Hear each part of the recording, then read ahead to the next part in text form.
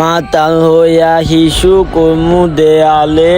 হ্যাঁ, আরে কুরাল্লা ইমাম সাহেব, উনি যদি জানতে পারেন আমি আমার বাবার কাছ থেকে জোর করে টাকা নিয়ে মদ খাচ্ছি, তাহলে তো উনি আমাকে কুড়াল দিয়ে মেরেই ফেলবে। হে আল্লাহ, এখন আমি কি করব?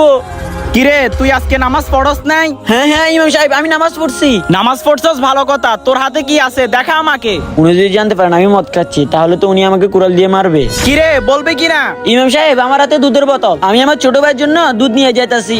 আচ্ছা, তোর হাতে দুধের বোতল, আমার তো মনে হয় অন্য কিছু আছে। তুই যদি আমাকে মিথ্যা কথা বলস, তাহলে তো তুই ভালো করেই জানস আমার কুড়ালের মায়ের সম্পর্কে। দেখা তোর হাতে কি আছে। হে আল্লাহ, আজকের মতো ইমাম সাহেবের হাত থেকে আমাকে বাঁচাও, এরপর থেকে আমি আর কখনো মদ খাবো না। বুঝছি, তুই এভাবে দেখাবি না, দাঁড়া তোকে মজা দেখাইতেছি। দাঁড়ান ইমাম সাহেব, দেখাইতেছি। এই দেখেন ইমাম সাহেব। ঠিক আছে, আজকের মতো তুই আমার হাত থেকে বেঁচে গেলি। হ্যাঁ গাইস, আজকে কে কয় ওয়াক্ত নামাজ পড়েছেন কমেন্টে বলে যান।